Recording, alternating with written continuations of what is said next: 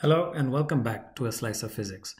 We have been talking about diffraction through two slits, as in the Young's double slit experiment, and through many slits when we talked about diffraction grating, and also many reflecting surfaces when we talked about how spectroscopy is done. In this video, we're going to come back to looking at how light spreads when it passes through a single slit, which was the basic concept behind all of the things we talked about with double and multiple slits. And we'll connect this to the resolution of images. So we will discuss how light spreads when it passes through a single slit. We'll talk about what resolutions of images are, and we will connect this to the diffraction of light to figure out how we can achieve a better resolution. All right, let's say I have an opening here. I'm showing it from the side. It's a circular opening, and I've got light shining this way, and I have a screen over here. So if light was not a wave, and if it was just particle, we would expect a bright image right in front of the opening and then darkness everywhere else. But you know that's not what we see. In fact, for a circular opening, what we see is a central bright image that is circular. So now I'm looking directly at the screen and I see a circular image relating to the opening, but that's not all I see. First of all, this bright spot that I see is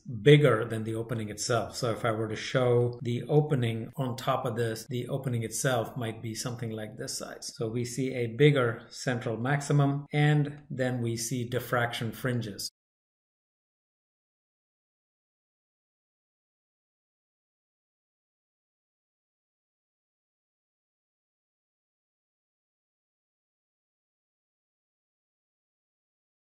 So we see fringes, even though we have a single opening.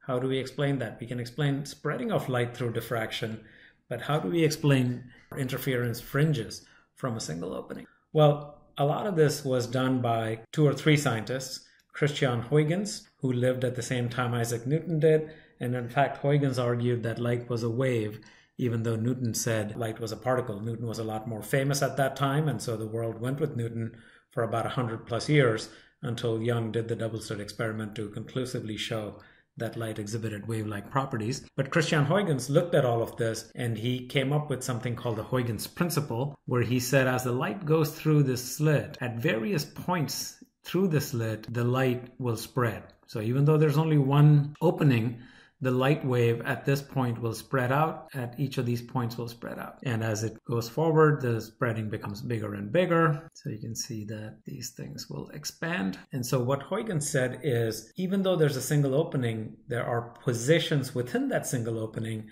and each of those positions acts like a tiny opening through which the light spreads, and then it's able to interfere with other points through which the light went. So even though there's a single slit, there's an internal interference between various points in that opening, and the resulting wave pattern is this. And he came up with the analysis to show that what we finally see is this envelope of all these interference. So we see this. So we see a maximum that is flat over here, and then it drops off into a minimum.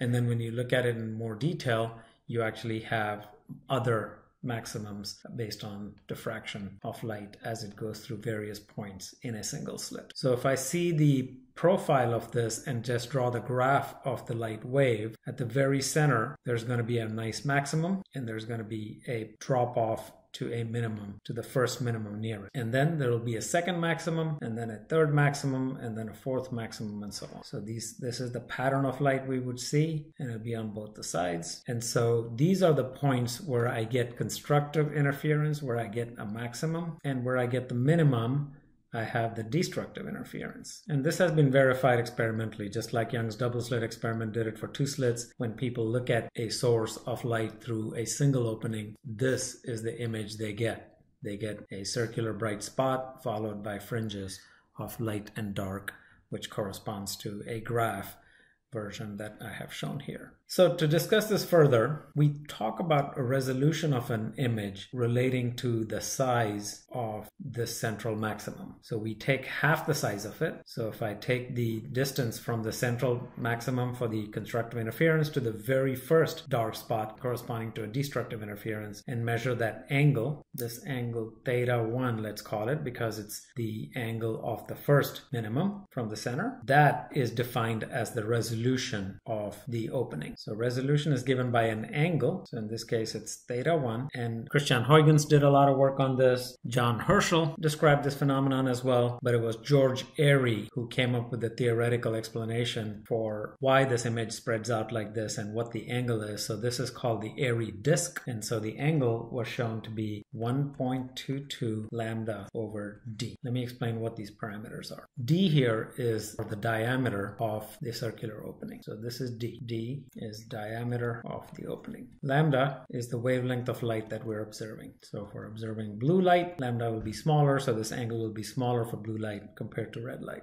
And this angle will come out in the unit of radian. When you put lambda in the same unit as d, so let's say you put lambda in meters and d in meters, the 2 meters will cancel each other and the angle will come out to be in radian. So for this equation to work, you want to put lambda and d in both in the same units, and then you will get the angle in radian. And you want to convert from radian to degree. All you got to do is multiply by 180 and divide by pi, because you know that 180 degrees is pi radian. That's our conversion factor between radian and degree. So how is this related to resolution? Well, let's take an example of this. Let's say there's a car that's approaching you from far away, and it's got the 2 headlights, and I'm looking at it from the sky, so I'm seeing the 2 headlights separated by a distance. This is where you're viewing it from. So you know that when the car is very far away, you cannot split the headlights. You see them as a single source. But then as the car comes closer and closer, at one point you can split it. So why does that happen? The distance between the headlights didn't change. Well, the resolution depends on the angle. So this angle here is, let's call it theta 1. And let's say the same car moved much closer to you. It's got the same headlights at the same distance apart, and you're viewing it again from here. But now your angle became bigger. You may not see that clearly enough here because I didn't do a good job of drawing these approximate distances, etc. But let me show it to you like this. If I draw 2 parallel lines and move that headlight much farther away from you, now you can see that the angle at your viewpoint for the farther distance is going to be a line that goes like this. And so you can see that the farther the car is, the smaller the angle is. This is theta far, and this here, the bigger angle, is theta near. And so this is an important aspect of when we look at things, we want to see finer details. We want to pick out the various leaves in the tree as separate leaves versus as just a single blob of green. When you look at your screen or your photos that you take on your iPhone or Android phone, they talk about the megapixels. All of that is related to resolution, which gives you a finer detail in the image that when you zoom it in, you can still see the details and not just a blob. Okay, and then resolution is defined as if I turn this Airy disk in 90 degrees and just show it to you like a normal graph, and I'm only showing you the maximum to the first minimum. I'm not showing you the other fringes. And let's say I have 2 sources, 2 stars or 2 headlights. If one source looks like this, and another source separated from it by a distance is sitting over here, then its image will look like that. And what we see is the combined effect. So what our eyes or a camera will see both of these sources, so it'll see this, right? And you can see that as the sources get closer and closer, if I have one source like this and another source that's very close to it like this, now I'm seeing it like this. So this ends up appearing as a single source. We cannot see it as 2 separate sources, so we see it as one light. But as you go farther and farther out, if I have one source like this and another source like this, now what I see in combined is very clearly 2 sources because it goes all the way down close to the minimum before it comes back up. So we see this as 2 sources and we see this as 1 source. And the definition we have adopted for what resolution is if the maximum of one source lines up with the first minimum of another source at the least, then it's considered resolved. So essentially, if I go back to my previous slide, what we want when we talk about this diffraction is we want theta 1 to be small. So small theta 1 means better resolution, right? That makes sense because small theta means smaller spreading of the light, and the less the light from one source spreads, the less the chances are that it's going to overlap with another neighboring source. So we want small theta. So in order to resolve an image, this is a critical factor in astronomy when we are observing stars and we want to split two stars as two separate sources. We can get better resolution, meaning smaller angle of resolution, by observing in shorter wavelengths, which means blue light as opposed to red light, or ultraviolet as opposed to infrared. And then we can use bigger telescopes. The reason we build bigger and bigger and bigger telescopes with huge mirrors is that the bigger the D is, the smaller the angle is going to be, which means the better my resolution power is going to be. The other aspect here is that the bigger the telescope is, the more light I collect. And by collecting more light, I can observe fainter sources. So we build larger telescopes for multiple reasons. One is we can observe fainter sources. And secondly, if there are two sources separated by a very small distance, we're more likely to split them when we have a bigger aperture or a bigger diameter. Aperture and diameter are interchangeably used in astronomy and in optics. And so if this angle theta is 1.22 lambda over d, the width of the central maximum, central bright spot in the image, will be twice that, right? The width of the central bright image is going to be here to here. So that's my W. That'll be twice of theta 1. So the W would be 2.44 lambda over d. And once again, this W will be an angle, not a linear measurement, because we're talking about the size of something not in a physical distance, but how it appears from a distance. So that would be given by an angle. All right, that's all I got for this video. So let's review. So we talked about single slit diffraction. We realized that light spreads out when passing through a single opening, which is diffraction. We looked at how, when it does that, it interferes with itself and produces a diffraction pattern, even though there's a single slit.